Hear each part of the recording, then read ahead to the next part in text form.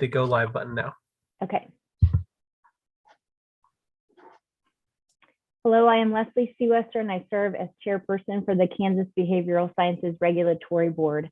I ask the members of the board to respond to a roll call to signify their presence at this open meeting that is being conducted remotely by conference call and other electronic medium. David Anderson. Donna Honer-Quayle. Present. Mary Jones. Present. Jacqueline Lightcap. Here. Jonna Norton. Here. Bruce Nystrom.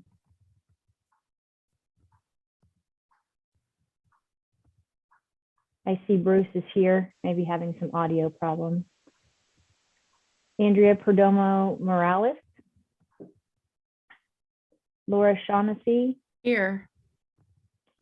Rick Steele. Here. Deb Stidham. Here. And Carolyn Zasfran. Here. I note the following staff members are also present: David Fye. Here. And Leslie Allen. Here. Also, Assistant Attorney General Jane Weiler is also present. Present. Lainey's in Hawaii, so you're stuck with me. Next, David Fye will read a message concerning this meeting being held remotely. Thank you, Leslie. This is David Fye, Executive Director for the Behavioral Sciences Regulatory Board. Public comment allows the public to address the board about its concerns, but the Kansas Open Meeting Act, or COMA, does not require the board to provide public comment or answer questions from individuals. Individuals requesting to provide public comment could contact the Executive Director prior to the meeting by sending an email to david.fye@ks.gov. There will be no public comment at this meeting today to allow the board sufficient time for the items on its agenda. Because we are conducting this meeting remotely by conference call and other teleconference ability, I state for the record the following information. Access to this meeting is being conducted by Medium Interactive Communication that allows members of the public without cost to attend the meeting through the use of the conference call and on the board's YouTube channel. While the meeting is conducted remotely, the requirements of the COMA are not suspended. As such, we will be conducting this meeting pursuant to the COMA. On February 16th, 2022, we sent notice of the board's meeting to all individuals who had requested notice of board meetings. The notice was also posted on the board's website, ksbsrb.ks.gov. You may obtain a copy of the notice at that website. An agenda and other meeting materials were posted on the board's website yesterday. You may also request a copy of the agenda by sending an email to david.fye@ks.gov with the subject line request for the agenda, and it will be sent to you. The notice contains information for the conference call and YouTube channel that allows the public to attend the meeting free of charge. The notice also states that if there are any technical issues during the meeting, you may send an email to bsrb@ks.gov. A recording of the meeting will be available on the BSRB YouTube channel following the conclusion of the meeting by using the link to the meeting on the agenda. And we do have the conference call line active, and if I hear any beeps, I will let you know of anyone who else joins the meeting. I think you read that in record speed. Thank you, Dave. That was awesome. The meeting is now called to order, and the board will begin its discussion of, I think, the only item on the agenda. So take it away, Dave. Great. Okay. And yeah, this board meeting, I spoke to the chair of the board and just wanted to call a quick meeting for the purpose of reviewing legislation that is currently active for the Kansas legislature this session that might involve or have an impact on the BSRB. Sometimes bills are introduced and then there's a bit of time for the board to review them, and then they're scheduled for a hearing, and they sometimes give us time to allow you to meet to weigh in. In my role as executive director, I like to what I do is I speak on your behalf. I speak on behalf of the board. And so if I have specific direction to introduce testimony on a bill, I do that. Or if the board wants me to communicate something on a bill, I do that too. But I try not to speak for you unless you have made that clear at a board meeting. And so there are 4 bills that are currently up, some of which have been heard on one side. So for them to pass, they would actually need to go through the other side. So there would be an opportunity at hearings on that side. Other ones have had a hearing, but they have not been worked yet. So there may be an opportunity to request an amendment or something like that. And so I thought I'd go ahead and just briefly summarize those bills and then ask if you would like me to take any action on your behalf in regards to those bills. So I apologize too. I forgot to approve the agenda. So if there's anyone opposed to the agenda, please let me know. I apologize about that. Quite a morning. So, but thank you, David. Thank you. I'll get organized, I promise. No problem at all. So I think the first bill, maybe we'll just go with one that recently was heard. That is Senate Bill 497. And so Senate Bill 497 is a bill that really came up without a lot of notice. It came up late over the weekend and then was immediately scheduled for a hearing yesterday. And this is a bill that, generally most of the bills affecting the BSRB would be in the health committees on the House or the Senate side. This one was actually in the Senate Judiciary Committee. And Senate Bill 497, what it would do is it would, the item relating to the BSRB is that this bill involves the Attorney General's office and some coordinated training involving human trafficking.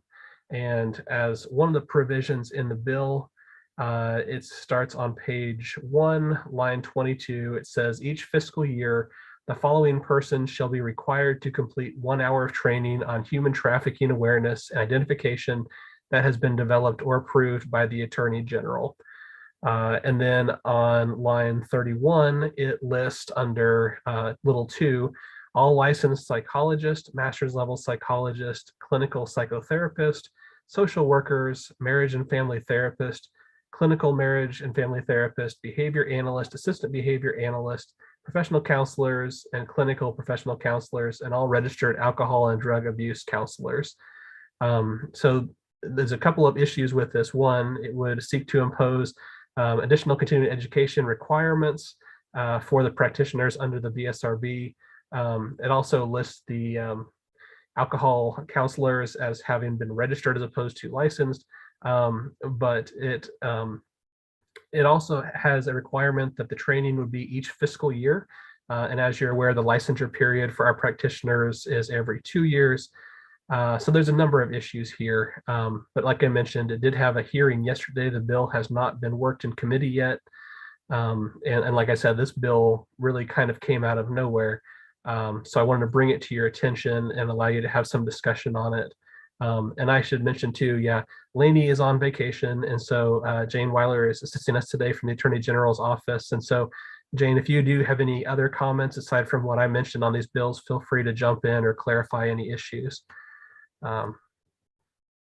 No, actually, this has been something that I do know that they have been working as far as human trafficking. I had not seen this bill until I must have been yesterday morning or earlier in the week. I go to my Can Focus and look at this, and I did see that. I missed the part about the registered part of that. This was not usually when something has the Attorney General's office on it, and it involves one of our clients. Generally, they would pass it. Lainey or I would have had this and had been offered to just give our input for that section, and neither one of us actually had saw this. So it's the only comment I can make on this is we were not given the opportunity to review that. We would have caught the registered part of it, and then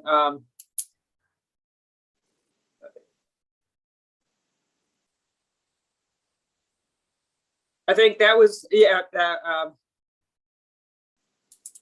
so, and I can tell you there's actually right now there's no approved training, so that part I do know.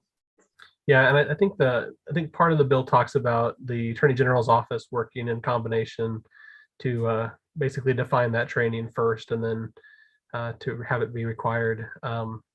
But yeah, I thought this is not just unique to the professions under the BSRB. Some other groups that are required to undergo that continuing education training would be some of the employees and contractors under DCF, KDADS, the Juvenile Services Division of the Juvenile Corrections or Department of Corrections Office, and then some individuals licensed under Child Care Services through KDHE. So there's a few other groups, also teachers, school administrators, and employees at the educational institutions. So there's a handful of groups that would be required to undergo this continuing education should this bill pass. But like I said, I wanted to highlight this for you in case you wanted me to have a discussion with the person who had the bill and, to request an amendment, or to provide testimony should the bill pass and then go to the other side. So.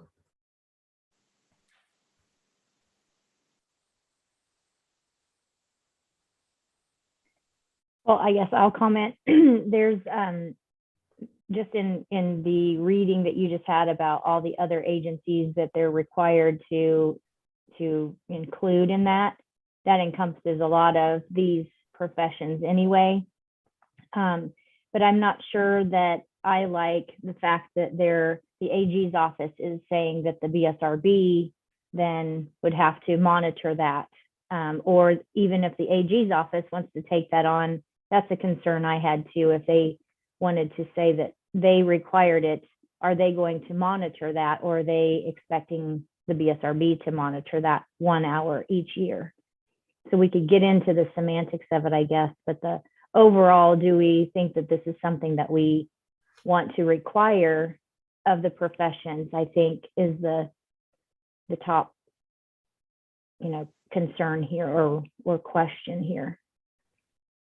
Yeah, kind of to that point, if this would have been phrased as it would have been amending, some of our statutes that involve continuing education, it would have been more clear if this would have been a continuing education requirement within the hours that practitioners would already be required to take, or if this would be on top of it. And I'm honestly not sure. My guess would be that without further interpretation, this would be on top of the hours to be required. But like I said, I'm not really sure because this will be in a separate provision than the other continuing education requirements. It just really fragments things, right? So then all of a sudden the licensees are having to look all kinds of places to figure out what they have to do on a fiscal year or an annual or their biannual renewal. And I guess someone could do this if they wanted to, right? They could get this kind of training if they could find it. It doesn't sound like it exists currently. No, CAP has, brought in a couple of speakers on it. And so there is some folks out there that are really good at training on this. I guess, I question whether 1 hour does any justice whatsoever to this topic. I mean, we've done like 3 hours sessions and really it could have been more. I guess if there could be a conversation back channels with the AG's office about, I think if they were to develop a robust training and update it frequently, and offer it free, right? Free CEUs, we could endorse them. I think there would be a lot of people interested, not only in the topic, but in getting some free CEUs. I don't have a big headache about some requirement for those particular staff members in state agencies, because you do have a lot of non-professional staff that are having to interact with folks, that's part of their job. I mean, it's like usual, our least trained folks do the most of the heavy lifting, right? In our communities, working with people. And so if they want to pass that along administratively, I don't have heartburn about that. But I find it interesting that we're going to have an agency propose additional specific CE requirements. We can't get it passed for the psychologists to do the DEI stuff. Amen. And really the legislature's appetite for requiring anything. I mean, it's really been less government, less requirements. So this is coming out of left field. And I just question that the 1 hour is really going to do it justice. And it seems like a lot of administrative overhead for a requirement for a ton of people that I just don't think the bang for the buck is there. I think a free offering, updated regularly, would get some takers, which is really what it's all about. Deb, thank you for saying that. You lowered my blood pressure by about 30 points, so I don't have to take the extra pill today. So my question that I would go to the committee was, how will this help the rural communities and the military families? So I'll just go ahead and throw that out there. It doesn't seem that this directly helps them, although I'm sure there are rural families and military families that are trafficked, just like there are rural families and military families that are from diverse communities. Yeah, Deb, I thank you for a lot of those points. I mean, we have great training here in Wichita through the Wichita State University on human trafficking, but 1 hour is a gatekeeping. It's a signs and symptoms sort of spotting issues. And I just don't think, again, if we're, because I'm echoing what Rick's saying too, the thoughts around why we wouldn't do the 3-hour DEI training and then want to propose another hour just doesn't make sense. I think it's an administrative burden. While the concept is good, I just think it's misplaced. So how do we want to have, do we want Dave then to testify? It sounds like yes. And Dave, are you getting a picture of how you're going to testify? Do you have any other questions for us then? Unless there's others. I have a with quick comments. question. I'm Mhm. sorry, I have a quick question. I can look it up, but who introduced the bill? So this bill was officially introduced on behalf of the Senate Judiciary Committee. I'm not sure of the specific person who requested introduction. It says somebody in the AG, Bob Rowe. Is that a person in the department in the AG office? I believe it said originally submitted by. I was just checking that as well. Okay. I'll look it up. Thank you. Thank you, Jacqueline. Yes, sorry. I just looked on the legislature website. It is requested for introduction by Bob Rowe, Office of the Attorney General. So that's a relatively new feature on the legislature's website, but it is a nice feature. So since I just had a question about that procedural question Leslie was bringing up, since it has already been heard in yesterday, it looks like they heard it in the Senate Judiciary. What are our options since that has already happened? So one thing I could do is I could approach, if you wanted me to do this, what I could do is I could, should it pass on the Senate side, and it would be heard on the House side in committee, I could have testimony prepared for the House side. In the interim, I could go ahead and try to communicate with the chair of the Senate Judiciary Committee and maybe request an amendment to at least clean up the language on the alcohol registered versus licensed, but also requesting that we are taken out of the bill if that is the will or of the board today. And I can cite some of the reasons that you all discussed here. So I think those are the two options. Couldn't really introduce any testimony since the hearing's already taken place. And sometimes when they work bills, they don't give a lot of notice. But what I could do is I could contact the chair and then request an amendment, taking the BSRB licensees out of it, and also noting the technical issue with that language too. I think that would be appropriate. Looks like everyone's okay with that. Okay. Sounds like a good plan. Okay, Thank then that's the consensus of the board. I'll go ahead and I'll plan that way, and I will let you know if it does manage to go out of committee, and then it would be available to be worked on the Senate floor. So I'll just keep you updated on how this bill goes. Dave, I don't want to get too far off, but I have this question you're talking about with the addictions, and it says registered instead of licensed. We're going in and educating them. If it got passed that way, then that would mean that addiction counselors would not be required to take that 1 hour. So, it's a tough question there too. It's like, I guess we're doing the right thing by educating, but you would think that they would do their due diligence and make sure that their, information was accurate. So I'll just throw that out there. So on to the next one then, Dave. Okay, that sounds great. Thank you.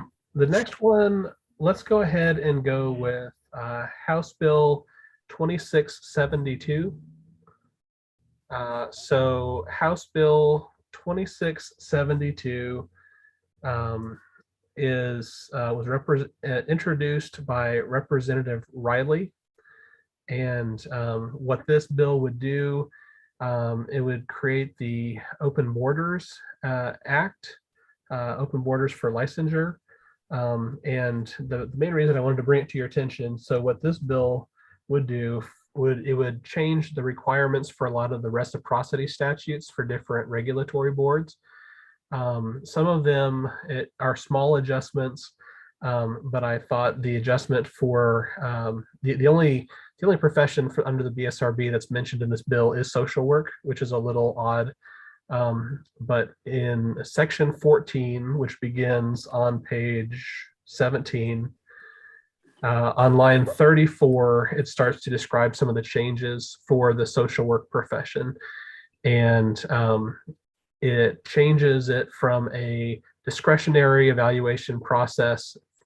It's because it changes a lot of the mays to shalls in terms of when the board may license individuals through reciprocity. Additionally, it strikes language requiring any length of practice in another jurisdiction. Right now in that statute, it says they must have practiced at a certain level for 48 of the last 54 months immediately preceding the application. It talks about having achieved a certain degree, for example, for the bachelor, completion of a bachelor degree in social work from a regionally accredited university. One of the most concerning issues, I think, is that it strikes language that would allow the board to consider the absence of disciplinary action of a serious nature brought by a registration, certification, or licensing board or agency. So right now, in terms of the evaluation for reciprocity, we can look to see is there any past disciplinary actions, and that is something that would involve whether or not they could be licensed in our jurisdiction. And this bill completely strikes that for each of the different levels of professions that are licensed, because it strikes that for the bachelor's, master's, and also the clinical level. And so it was really concerning. It does not seem like this type of changes are for the other professions that are in the bill. So I'm not sure why it is like this for the social work profession. And as I mentioned, this is the only profession that is mentioned in the bill.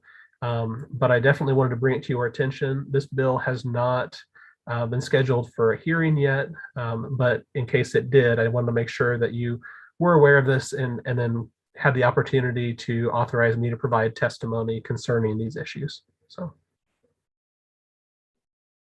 David, do you know if Becky Fast and the Kansas Social Work Group is endorsing this?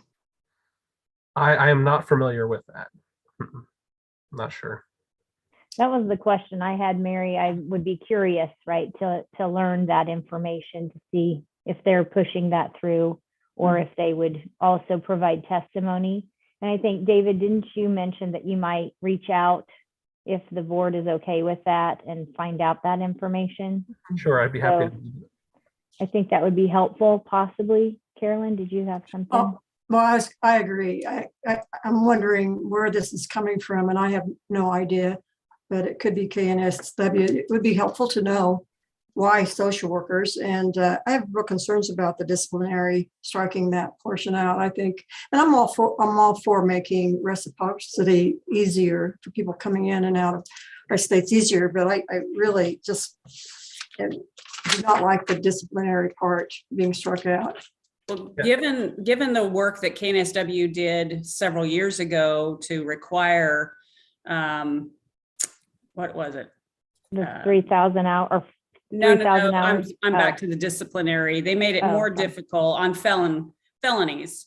We had to have even more folks, present at the board meeting to agree to license someone with a felony. So this would be a complete reversal, in my opinion, of that action. That's true. So I don't know.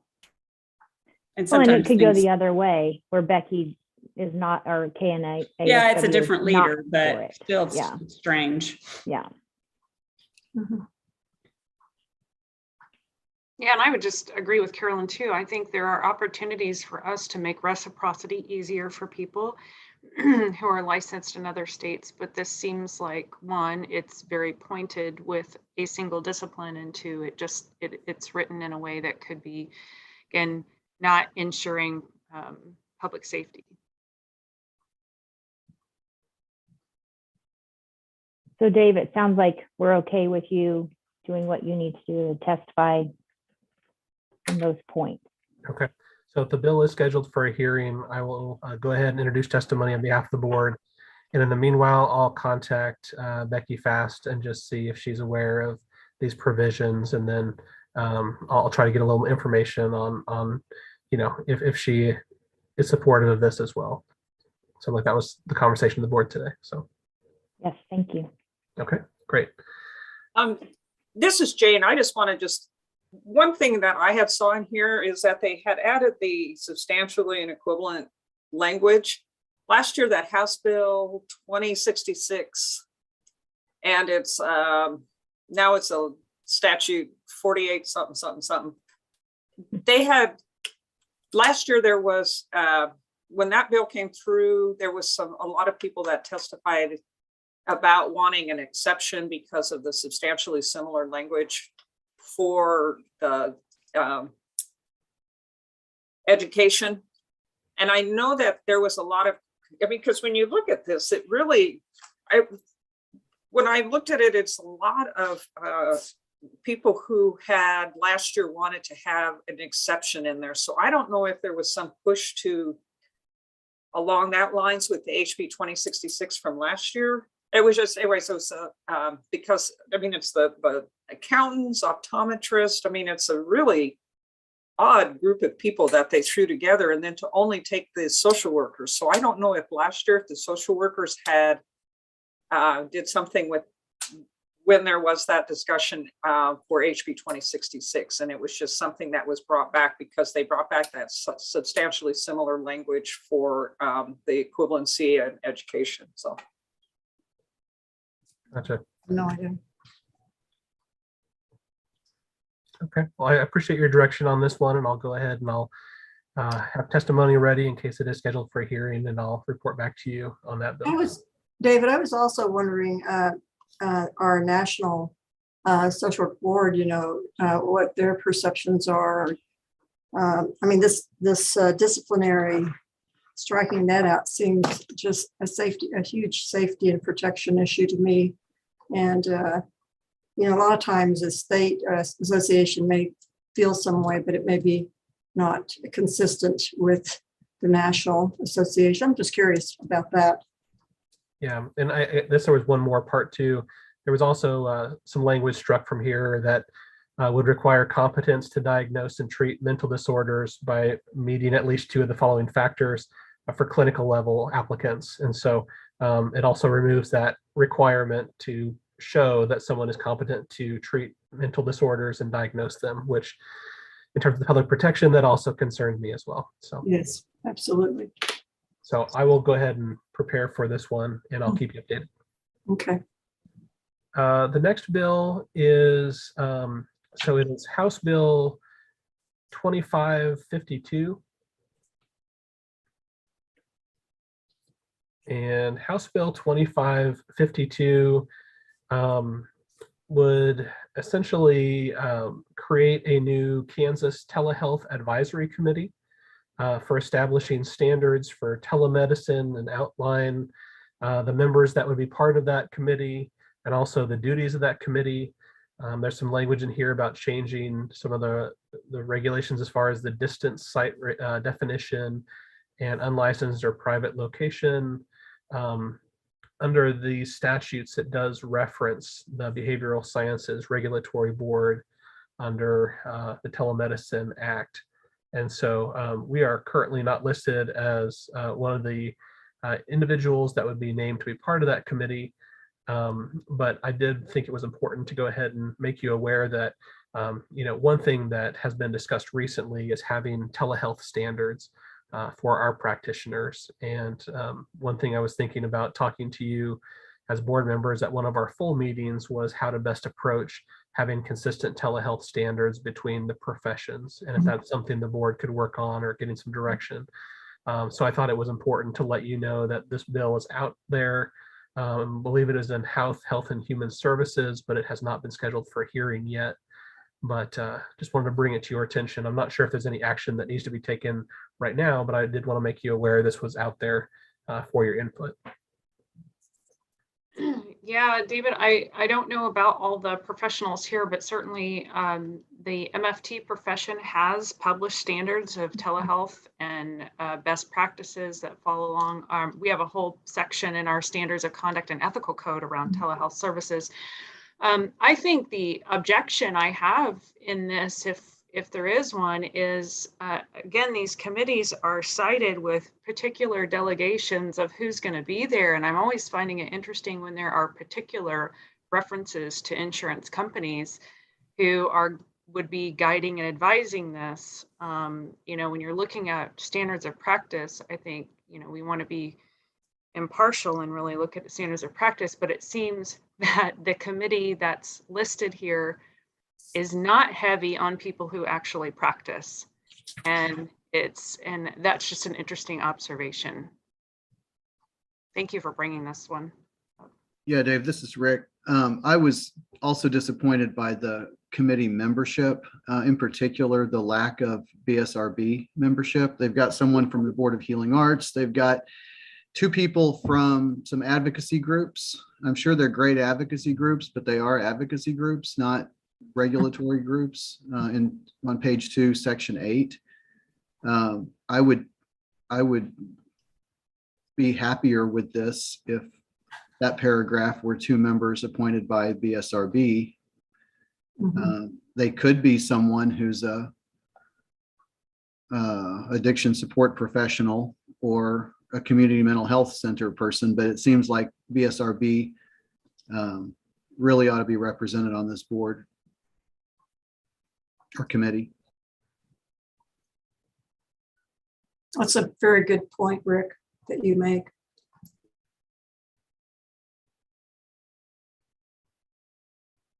And of course, that's assuming if it gets passed, there's a lot of other things that are involved in that. But certainly, I think, Dave, we want to make our presence known. Okay, so what it sounds like, if I'm picking up the consensus of the board, it sounds like if this bill is scheduled for a hearing, you'd like me to present testimony on behalf of the board, raising some of the thoughts that you provided today. And then also I could request an amendment, adding at least 1 position on behalf of the BSRB to be a member of this group should the bill be enacted. Is that your sentiments? Seeing a lot of heads nodding, so yes. Okay. Then I'll go ahead and do that. Thank you. The last bill I want to make you aware of is a little unusual. This bill was actually introduced last year. We have a biennium session, so if bills are introduced last year, if they are passed and then not worked by the chamber, they essentially die. But if they are not worked, they stay in that committee, and then at the end of the 2 years, then they die. This bill had a hearing last year. It's Senate Bill 34. It had a hearing last year, and then nothing happened from it. And it was never worked. So somewhat out of the blue, recently this bill was worked and substantially changed and passed out as a substitute for Senate Bill 34. And the original version of Senate Bill 34 is very different than the current version, but the original version would have essentially put a 5-year sunset on all existing regulations for all state agencies, that within 5 years, you would have had to take any of the content from your regulations and then put it forward to the legislature to be passed so that everything would be in statute. And then for any new regulations you enacted or you put through, you would need for those to be converted from regulations to statutes within 5 years after you put them out. This substitute bill changes it by a great deal. So the substitute bill says for any existing regulations, state agencies have to submit a report to the Joint Committee on Administrative Rules and Regulations before July 15th of the year in which they're assigned in the bill.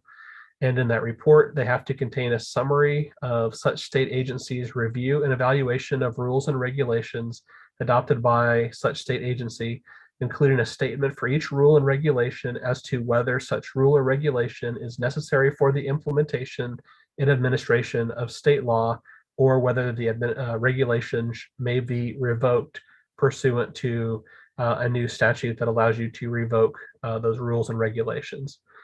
For the BSRB, the bill, I believe, let's see, on so I believe the section that it refers to the board of the Behavioral Sciences Board is notes that we would be required to submit this report in 2026, and then every 5th year thereafter.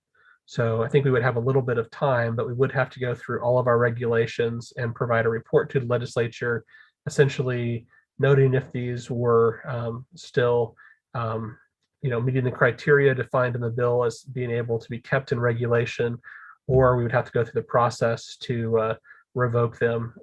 So essentially it's a reporting requirement, but it would be a substantial amount of work. Thankfully, if this bill is passed, we do have a little bit of time, but I thought it was important to bring it to your attention. It does appear to name, I haven't double checked this, but it appears to name all of the different agencies under the state of Kansas that might have regulations.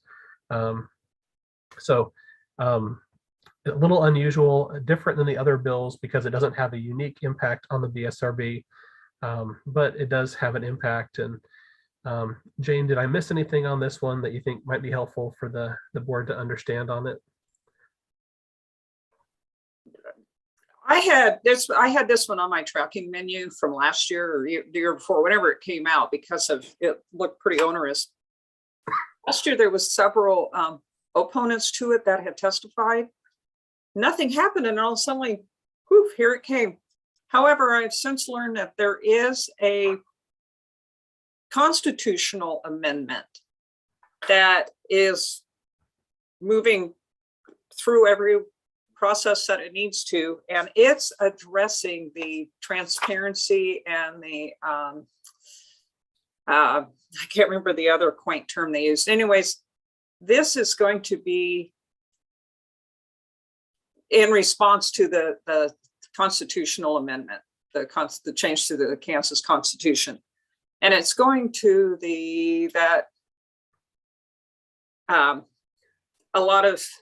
change a lot of the archaic. I mean, they were just going through about how the numerous state agencies are not.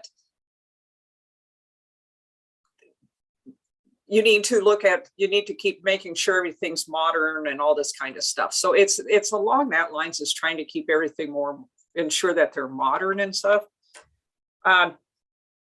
So I don't know why all of a sudden it came up, but when I was talking to somebody, they were showing me the constitutional amendment. So this is going along with the constitutional amendment. So I'm not quite certain. I think that is, I'm from Nebraska, so I'm not quite, but I think that has to be voted on by the constitutional amendment has to be voted on by all of us citizens. And then, so I don't know actually how this works into it, but that's all I was told is because I've been talking to some people, and that's where they said the genesis behind this is. Okay. And I should have phrased it a little better at the beginning. This was a bill in the Senate Fed and State Affairs Committee, and it was originally requested on behalf of that committee, but the person who has spoken as I believe the lead proponent of this bill is Senator Richard Hildebrandt. So I believe he's the individual who has been most supportive of it. And to Jane's point, I do think this is part of a larger conversation. There are some members who have indicated that there is concern that there are agencies that have outdated regulations, or perhaps that the regulatory process is a way to get around having things in statute. The way that we view the regulations is the statutes set the framework, and the regulations allow us to really flush out the rules within the framework that the statutes provide. But one thing also that I've talked about a couple times in board meetings is that we want to be diligent about making sure that we're reviewing our statutes and going through our regulations and making sure that they are still accurate, and that if there's any things that need to be modified or taken out or added or rephrased, that we're doing that. And I think we're doing a good job with that.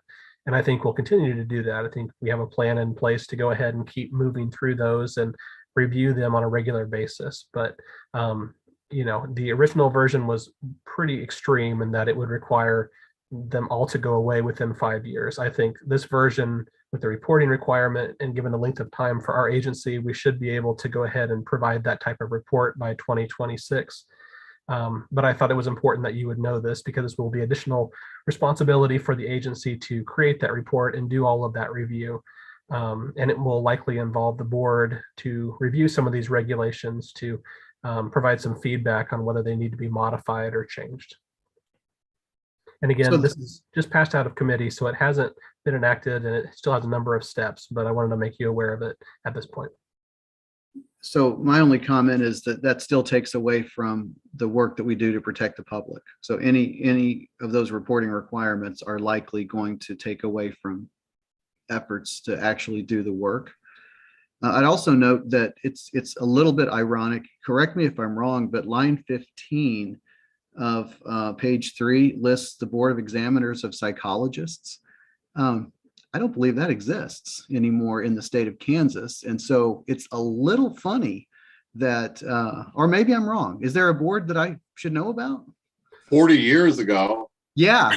Yeah, Bruce. Isn't that funny? Can we all have a little Yeah. chuckle that this regulation that was meant to make sure that we're up to date on our regulations is 40 years behind? Well, this is Jane. I'll just say that it's actually, when I looked at this, I mean, it has in here as far as what I'm aware of too, because I saw that, but it talked about like the Board of Registration and Examination of Landscape Architects. It's no longer in the Board of Engineering Examiners. It's defunct. The Registration and Examining of Board for Architects is defunct. They don't even exist. But then they start including like the Home Inspectors Registration Board, which is been proposed, but it's not even had testimony yet. So they're even adding boards that don't exist. So And Jane, that Home Inspectors Board did exist for a brief period of time back in the early 2010s, but it had a sunset and then, maybe a little into the weeds, but the sunset tried to be taken out and then it wasn't. And so that one went away. So, but that's another agency that doesn't exist anymore. Yeah. Yeah.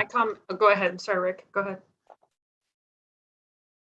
I was just going back to sort of this idea of administrative simplification. If the idea is state agencies are obligated to review the regulations that guide their work, okay, can we make, can there be a simpler way in which to say that needs to occur without an administrative burden of reviewing that? I don't know. Well, It's simple to me. I think you've hit the nail on the head, Mary. So I actually have some appreciation for this effort, dealing with other state agencies that have not updated their regulations in a very, very, very long time. And what I know is that part of it's not for complete lack of want to. The legislature's busy every year creating new laws that require more regs to be promulgated, right? Those are the burning bushes, not the old ones. And so the administrative burden of actually doing a good job of, let's say, revamping the alcohol and drug regulations, right, for facility licensure, that's a big lift. That requires either they contract it out or it's a huge lift. They're too busy writing the things that the legislature just passed. So I'm sure they are not unique in that way. I do think this is a problem. I don't know what the answer is. And I think the BSRB does a fine job of getting into, and I think the boards help, right? Our committee help. That's what helps keep that fresh and relevant. And yeah, the legislature throws things different that we have to change things, but it doesn't, the legislature for other agencies like KDAS is creating entire new lines of business, right? New lines of social services that have to have facility regulations written for them to be enacted. The latest will now be the CCBHCs. So it's perpetual. And so getting to the ones that were written 15 years ago, where we have this gigantic gap between, I mean, it just grows, right? They're now ignoring 2 entire sections of the alcohol and drug facility licensure because they're completely not relevant.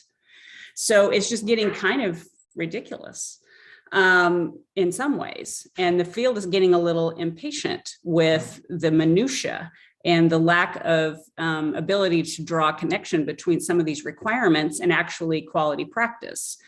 So long story, I do think we should weigh in to this particular bill, but at least I'm glad they've moved in the right direction. I'm not sure what the report will do, because in the end, you still have to somehow magically free up a bunch of folks in the state agency to go about this process.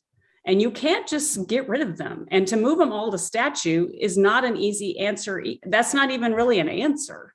That's actually a worse solution. That's going to require more administrative burden down the road to change something. That's how fast everything's changing and moving, at least in our field. I can't speak for other licensing and other regs. I mean, I'm not an expert on any of that. So I just know from that lens, that's some of my feelings about it.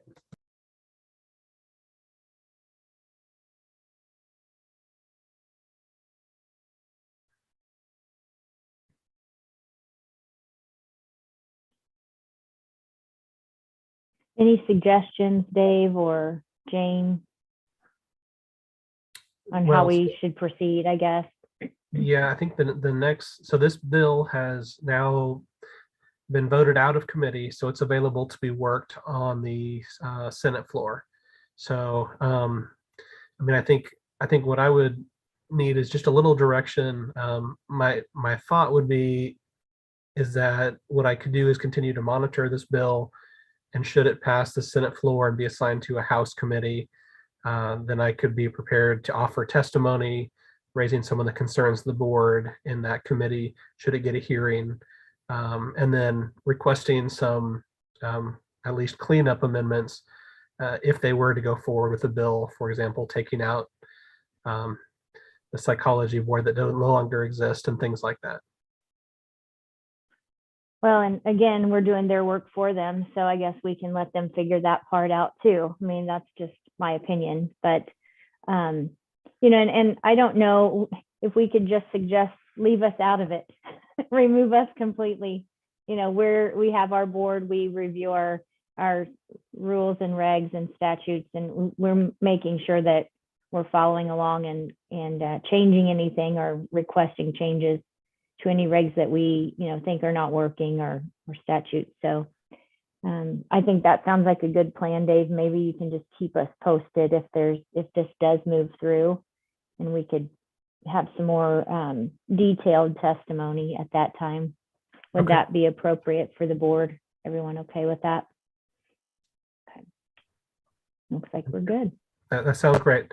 So I apologize again for this early morning meeting, and our office is actually closed today. The governor did issue a state of inclement weather, so the Eisenhower building is closed, but we were instructed to continue to work remotely if we were able, and thankfully through the use of some of our technology, we can. And so, but I appreciate you all getting up early this morning too for this board meeting.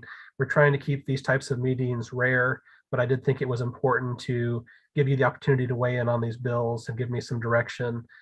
So I will try to keep these rare, but if something does come up urgently, or if new bills do come up and I'm concerned they might be scheduled for a hearing really quickly, I'll go ahead and let you know. Speaking of technology, you probably noticed I now have power at my residence, which is fun. But for some reason, the audio for Zoom is now coming out of the printer, which is behind me, which is fairly disconcerting, but at least the furnace runs. So we're in good shape. Well, we're glad to see you, Bruce. I know that you started off kind of rocky there, but I think you got it all figured out. So we are glad. I got coffee, so we're good. Hey, I don't. That's the most important thing. That looks like a Polish pottery cup. It is. Oh, It that's is. cool. I like those. There you Cheers. go. All right. Well, if that's all, then everyone stay warm.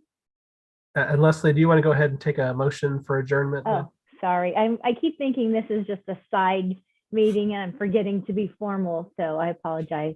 Is there a motion to adjourn today? So moved. A second?